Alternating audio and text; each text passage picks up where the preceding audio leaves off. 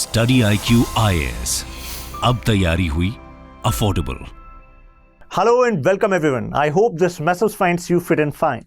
Today we need to discuss parliamentary committees. As the name suggests, Parliament Committee. It means members within the parliament are part of these parliamentary committees. Now, why we need these committees? Consider a situation, a bill is presented before Lok Sabha. Do you think every member in Lok Sabha would be interested enough to understand the technicalities of these bills? Answer would be no. Do you think every member in Lok Sabha, Rajya Sabha would be having this intellect to understand the intricacies of these bills? Answer would be no. Along with these bills, there are various other functions within the parliament. To ease this process, we need parliamentary committees. So what four conditions are necessary to call a committee a parliamentary committee? These are the four conditions. There can be a question from there. UPSC can say ki which of the following statements are, you can say, related to parliamentary committees, right? So first of all, members within parliamentary committee can be elected by the house, or these members can be nominated by the speaker in case of Lok Sabha and chairman in case of Rajya Sabha. It means members in parliamentary committees can be elected or can be nominated. It depends on the which parliamentary committee we are talking about, right? But if UPSC uses the word parliamentary committee, so election, nomination both works. Okay. Now works under direction of speaker in case of Lok Sabha, chairman in case of Rajya Sabha, presents its report before the house. Before the house means presiding officer, speaker, chairman, and provided with secretariat. Secretariat means there will be dedicated staff will be provided by Lok Sabha in case of Lok Sabha specific parliamentary committee, by the Rajya Sabha in case of Rajya Sabha specific committee. Okay, secretarial staff is necessary for the functioning, right? Staff is needed by these members of the parliament. Now, there is another word, consultative committee. So you should know that if these four conditions are not met, then you cannot call that committee as parliamentary committee. Okay, this is what is mentioned here. Now we can divide these parliamentary committees into two parts: a standing committee, ad hoc committee. A standing committee, it means permanent nature.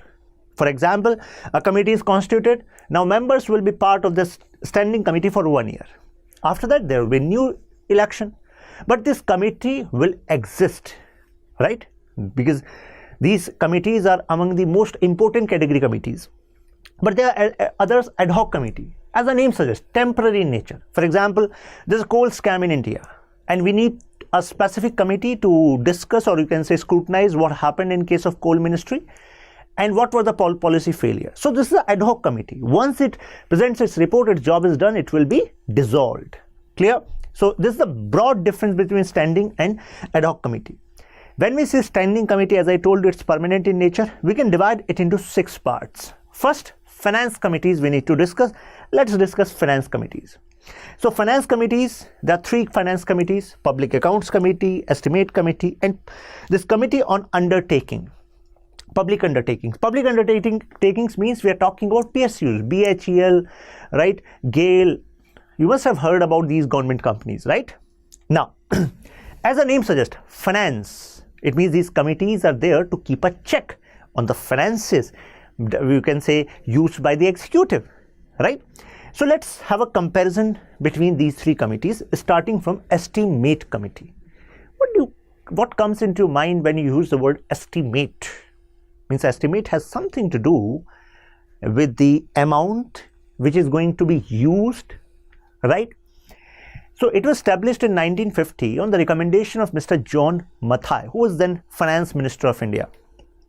Consists of 30 members, and it actually do the detailed examination of the budget estimates. As I told you, estimate means budget. We are talking about total amount which this government is taking permission from the parliament to spend. So in this case, estimate committee is going to scrutinize it. But there's a intricacy here which you need to understand. Many people get confused between working of estimate committee and role of departmental committees. Second point is departmental standing committee. These are different.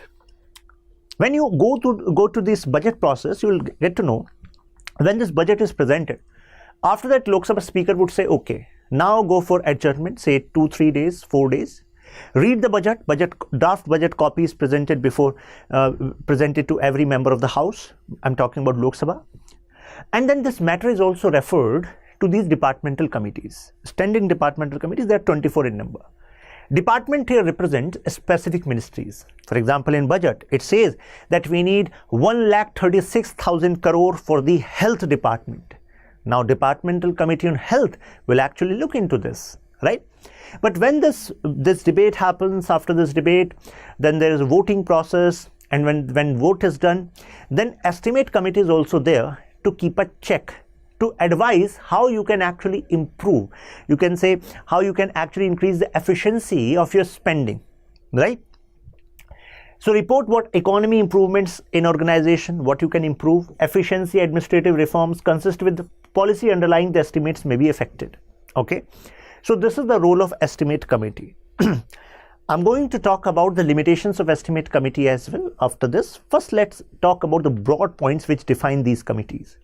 Now, Public Accounts Committee, public account, established in 1921 and under the provisions of Government of India Act 1990, means it was started by Britishers. Consists of 15 members from Lok Sabha, 7 members from Raj Sabha, it means 22 members. Here there were 30 members, here there are 22 members. Since 1967, member of opposition is considered as chairman.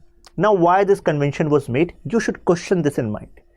My friends, the purpose of Public Account Committee is to check whether the government has spent as per the permission this government took from the House. For example, during the budget, government took permission, I'm going to spend this much amount in these heads. Done. But means you have done that expenditure. Now CAG is auditing that, and CAG found, oh, government took permission to spend this in this head, but there's discrepancy there. So now CAG may put this particular matter in his report, and this report is presented to President.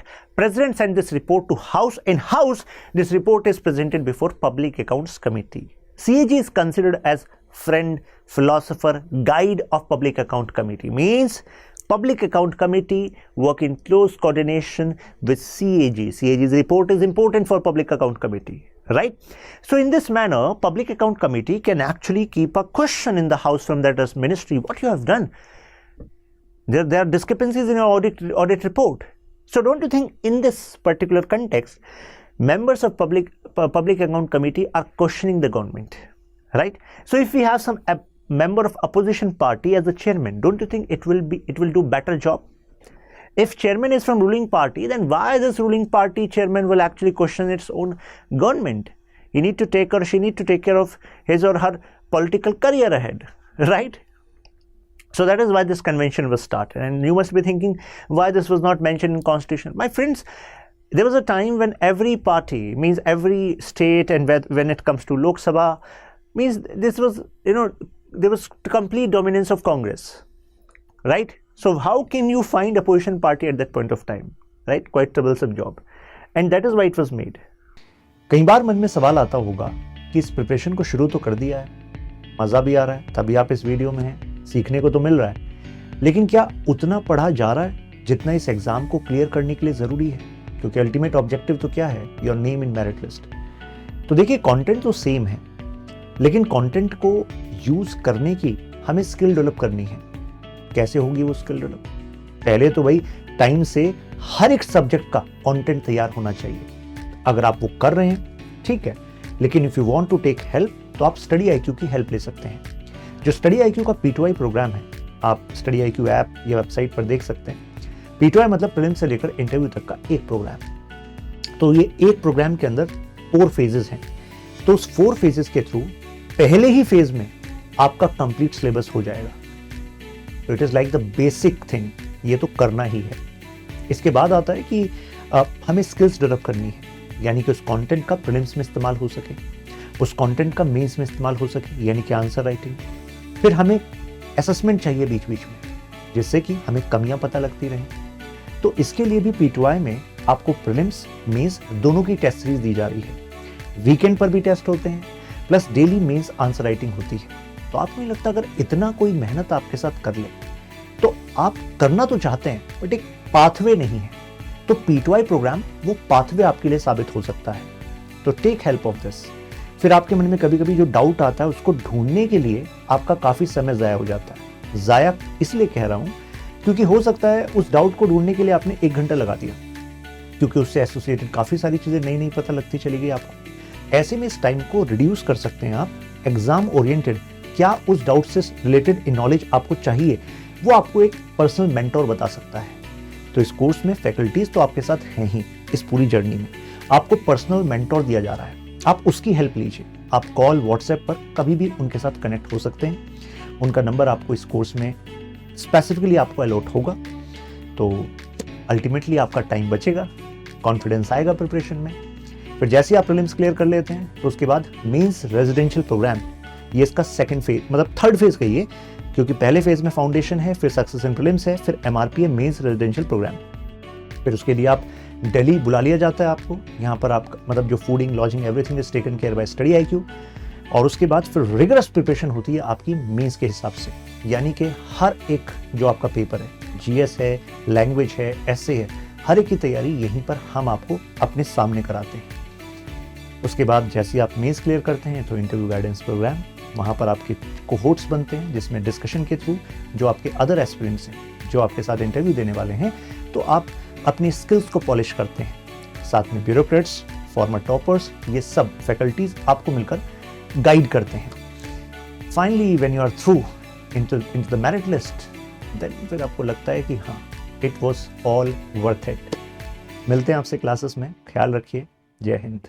It examines the appropriation of accounts. As I told you, appropriation means permission you took, and the finance accounts along with any other account laid before the Lok Sabha. It is assisted by CAG. I think this point is clear to you, right? Now yes, Committee on Public Undertakings. Undertakings means PSUs we are talking about. Established in 1964, date is not important, but on the recommendation of Krishna Menon Committee. Why it was made in 1964? Just understand the time period. Government was actually spending hugely in public sector undertakings, means government companies were getting established. Huge amount of money from public exchequer was getting pumped in there. So that we can keep a check that amount is spent well, right? Parliament should know that, and that is why this committee was made.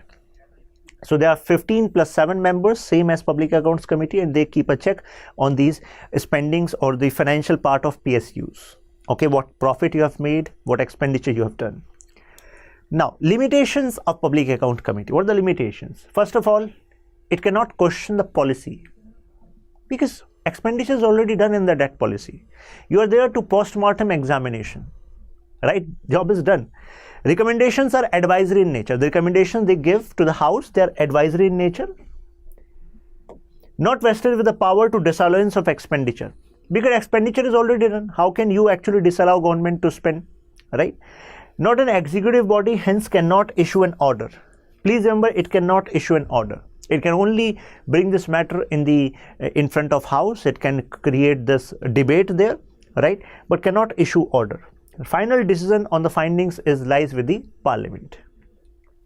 Then we have limitations of Estimates Committee.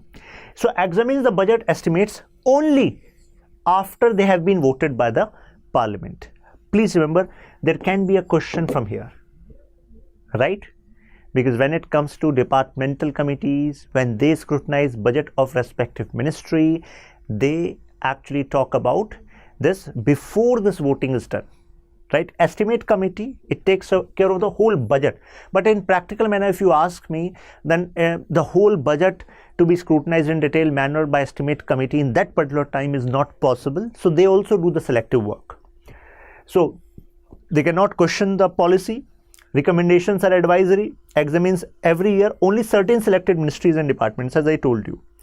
Lacks expert assistance by the CAG. Like this expert assistance of CAG is available to PAC, but not to estimates committee, right? It works is also post-mortem, means it is done, voting is done.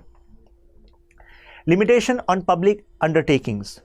It cannot examine more than 10 to 12 PSUs. If I ask you how many public sector undertakings, means government companies, central government has, what would be your answer? Rough guess.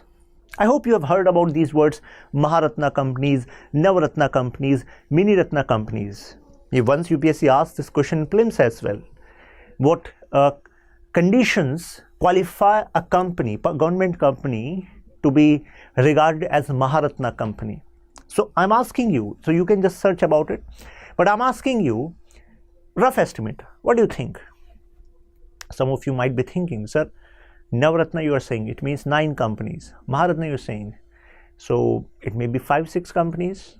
And Mini Ratna, mini is like 10 to 20 companies, so it would be around say 30-40, right? But there are more than 300 government companies, my friends, more than 300. Okay, and to keep a tab on the financial aspects there, from the Parliament we have Committee on Public Undertakings. Nature is post-mortem, does not look into technical matters. Recommendations are advisory. So one thing you got which is common is that public account estimate or this Committee on Public Undertakings, they're advisory in nature, right? Now, Departmental Standing Committee, they secure more accountability of the executive. That is the Council of Ministers to the Parliament, particularly financial accountability, because these committees are specific, ministry specific. So they also assist Parliament in debating the budget more effectively, because I told you during the adjustment part, these budget are referred to these respective departmental committees, right? They bring their arguments so that quality debate can happen on budget. Each standing committee consists of 31 members, 21 from Lok Sabha and 10 from Rajya Sabha. That's fact. Now, how many members are there in estimate committee? 30. How many members are there in this PAC? 22 plus 7, right? UPSC has asked question, statement on these member strength as well. Lok Sabha are nominated by the Speaker, in case of Rajya Sabha nominated by Chairman. Ministers are not eligible to be member of departmental committees. Why? Because these departmental committees are made to keep a check on the expenditure part, financial probity part of these ministries. So if minister herself is part of this departmental committee, then why would that person be critical about his own ministry or her own ministry, right? The term of office of each standing committee is 1 year from the date of the constitution, from the date they are made. The functions of each of the standing committee, demand for grants, they question that. Now, departments before they are discussed and voted, as I told you, means after voting the matter is taken up by estimate committee, before voting the matter are taken by respective departmental committees. Not suggesting anything to the nature cut motion, means they cannot say that please reduce this much amount from this particular budget. Means you have allocated 10,000 crore for this scheme, please reduce this. This is not the job of departmental committee. Please understand this and remember this. This is a you can say fact part, but UPSC can play on that. Okay. Examine the bill of respective ministry, and you can say also consider the annual report of that particular ministry. Also consider the long-term policy document presented to the House. Okay. So what you got, that these departmental committees are engaged in budget, specific bills, annual report and long-term document, right? Limitations. First of all, should not consider the matters, so they are not engaged into day-to-day matter of ministry. So some people say that day-to-day administration of ministry should also be under check by the Parliament. So this is not the job which is entitled to the departmental committees as of now. Should not generally consider matters which are considered other parliamentary committees. So this is a feature. Means if you are a member of a standing committee of the department, say coals, but a particular matter, policy matter is being discussed by other committee, so you cannot take up that. It should not be note that recommendation of these committees are advisory. Another limitation. Now, merits of the standing committee system in the Parliament. There can be a means based question also. Okay, provision based. So their proceedings are devoid of any party basis, biases, right? They can be neutral because there's a mixture of different parties within these departmental committees. Yes, mixture of different parties. More flexible. Parliamentary control over executive, ensures economy and efficiency in public expenditure via their recommendation, and they actually, when they present their report, it also helps other members to understand these bills in a better manner, understand the functioning of the government in a better manner. So in this context, these departmental committees becomes important. Now we have committee to inquire. As the name suggests, inquire. Inquire means inquiry. Committee on Petitions, Committee on Privileges, and Ethics Committee. Now Committee on Petitions. What is the meaning of petition? Petition means some people have certain representation which may include reservation, changes, support, unhappiness, any sort of suggestion. So these petitions are actually taken up by this Committee on Petitions. Petition on bills on the matter of public importance. Also entertains representations. It may be from all over the India. There may be certain groups, certain members who have certain ideas.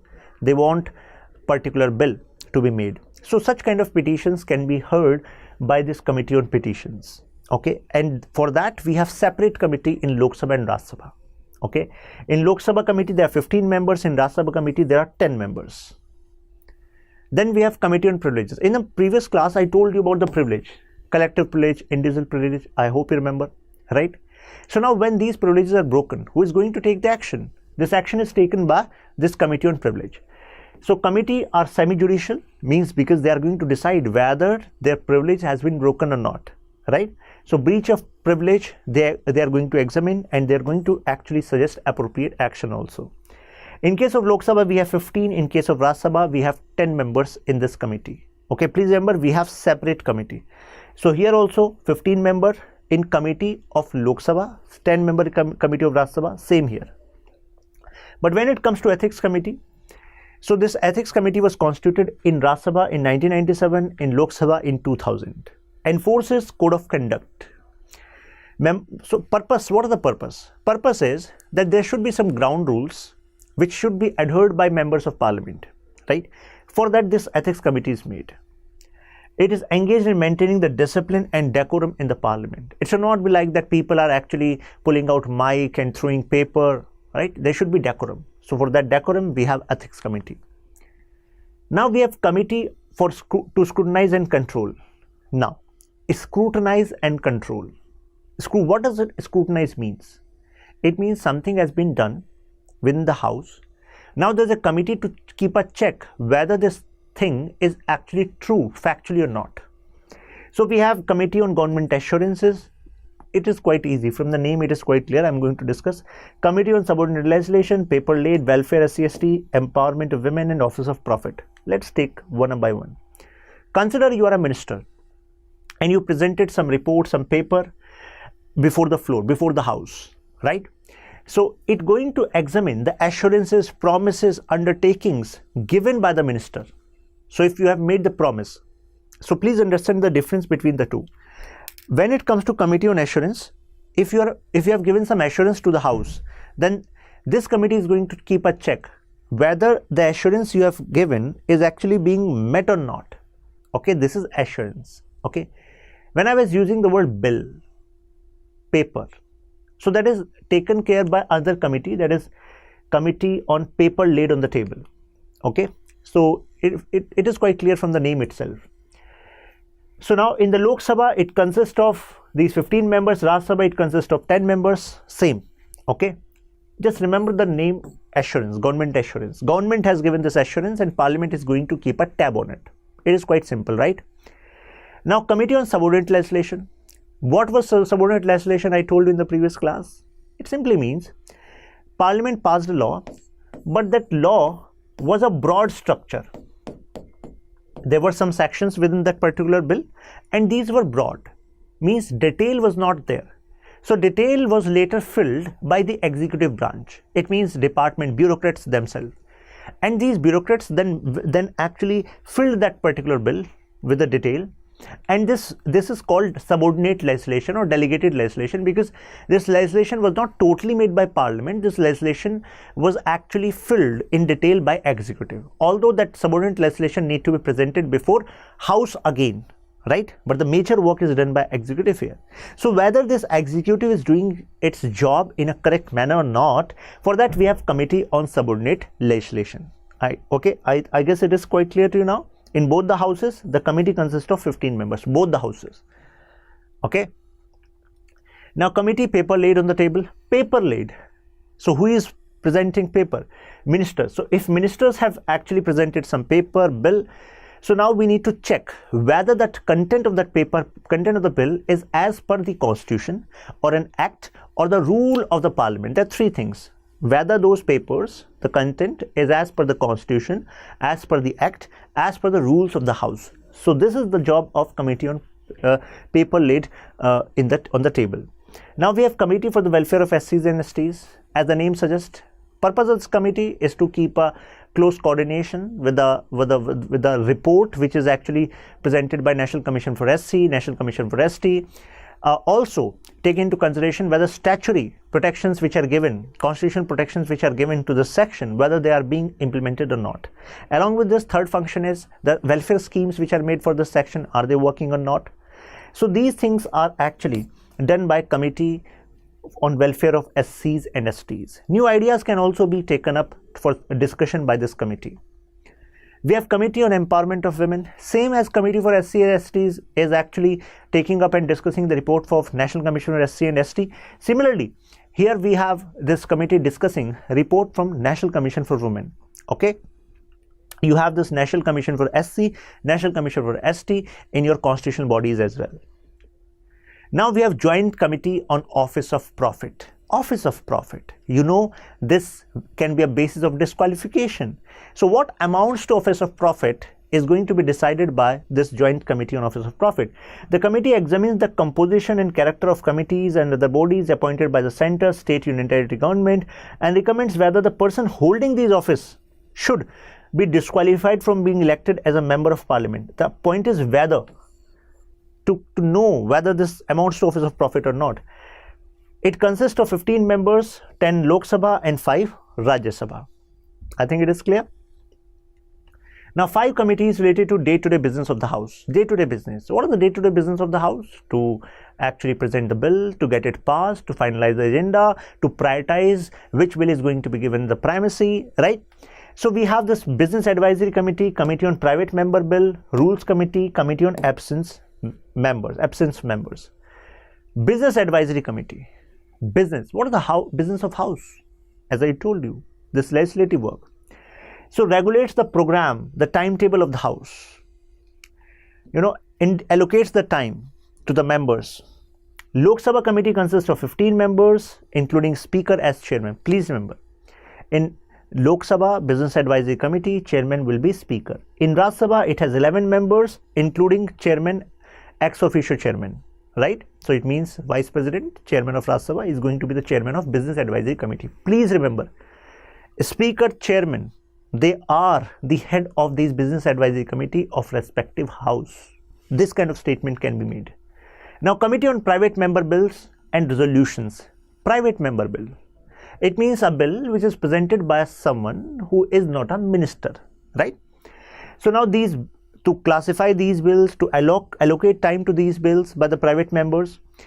Chairman of this particular committee is Deputy Speaker, right? Rajya Sabha does not have any such committee.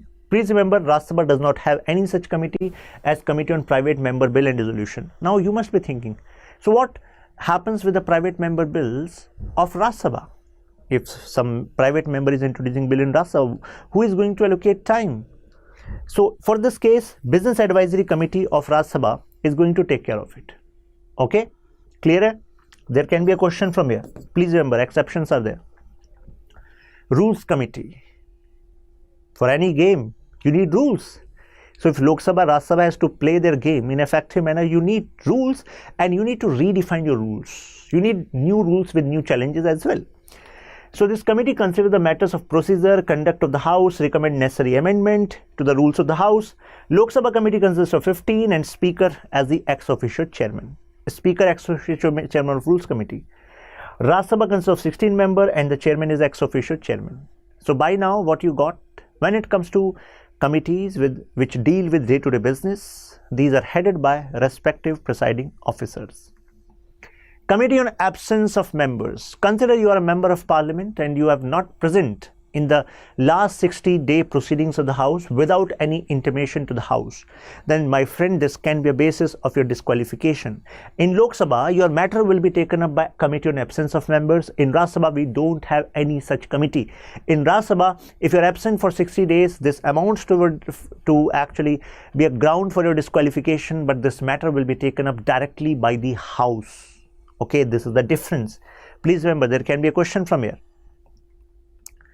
This is a factual part, 15 members in Lok Sabha, and Rajya Sabha you don't have any such committee. Now, housekeeping committees. We have General Purpose Committee, House Committee, Library Committee, Joint Committee on Salaries and Allowances, Basic Work. General Purpose Committee, for any matter which is not taken up by other committees, which we have discussed till now, those matters will be considered as general matter. So these matter will be coming under the jurisdiction of General Purpose Committee. House Committee. Consider you become a member of Parliament. You need house, you need perks, you need facilities, food, medical aid, etc.